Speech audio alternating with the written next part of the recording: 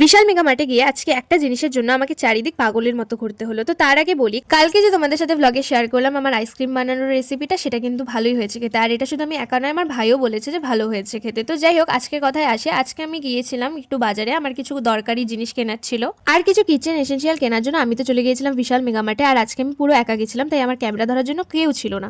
এক তো আমি এই প্রথমবার মনে হয় একা একা এসেছি এই বিশাল মেগা মার্টে, কারণ এর আগে আমি কখনো একা আসিনি। হয়তো ভাইকে নিয়ে এসেছি, নইলে ফ্রেন্ডসদেরকে নিয়ে এসেছি, বাট একা আমি এই প্রথমবারই এলাম। তো আমি অনেক কিছু ঘুরছিলাম, চারিদিকে দেখছিলাম। তো আমার একটা কিচেন অ্যাপ্রন পছন্দ হয়ে গেছিল, আর সেটা আমি কিছুতেই বের করতে পারছিলাম না। আর আজকে মানে স্টাফদের সংখ্যা খুবই কম ছিল, তাই আমি 10 মিনিট খোঁজার পরে একজন স্টাফকে পেয়েছিলাম, আর উনি আমাকে এই কিচেন অ্যাপ্রনটা মাত্র 2 সেকেন্ডে বের করে দিয়েছিল। যাই হোক, আমি তো অনেকক্ষণ ধরেও বের করতে পারছিলাম না। এবার বিল কাউন্টারে এসে দেখি প্রচন্ড ভিড়, আর জানি না কেন এটা দুটা মাত্র বিল কাউন্টারই খোলা রাখে। তারপরে আমি বিল টিল করে বাইরে বেরিয়ে আসি, আর ওয়েদারটা তো ভীষণ খারাপই ছিল, ঝিরিঝিরি বৃষ্টিও পড়ছিল। ভাবছিলাম কোনো মতে বাড়ি ফিরলেই হলো। তো যাই হোক, এখন আমি টোটো ধরে বাড়িও চলে গেলাম, আর এই হলো আমার কিচেন অ্যাপ্রনটা, তোমাদের সাথে শেয়ার করলাম। কেমন লাগলো অবশ্যই জানিও।